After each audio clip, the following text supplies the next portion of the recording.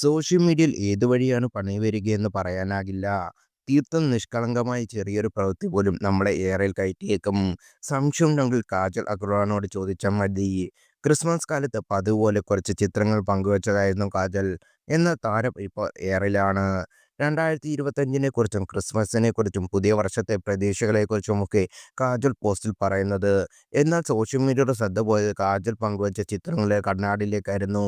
കണ്ണാടിയിലെ പ്രതിബിംബം കാണിച്ച് social media കാജലിനെ ട്രോളുകയാണ്. വെള്ള ഷോർട്സ് ഫ്രോക്കാണ് ചിത്രത്തിൽ കാജൽ ധരിച്ചിരിക്കുന്നത്. ചിത്രങ്ങളെല്ലാം മനോഹരമാണ്. എന്നാൽ കണ്ണാടിയിലെ പ്രതിബിംബം ശ്രദ്ധിക്കാൻ മാത്രം താരം വിട്ടുപോയി. ഇതിന് കനത്ത വിലയാണ് കാജലിന് നൽകേണ്ടി വരുന്നത്.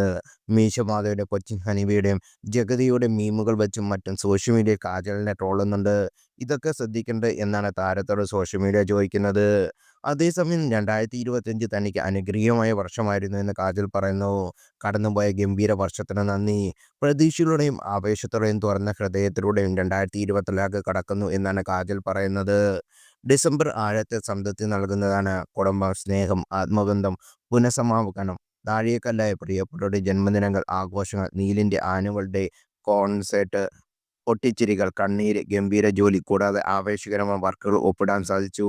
മനോഹരമായ യാത്ര. എൻ്റെ ഹൃദയം നിറഞ്ഞു. ഈ വർഷം ഇങ്ങനെ അവസാനിപ്പിക്കാൻ സാധിച്ചതിൽ അനുഗ്രഹീതമാണെന്നും കാജൽ പറയുന്നു.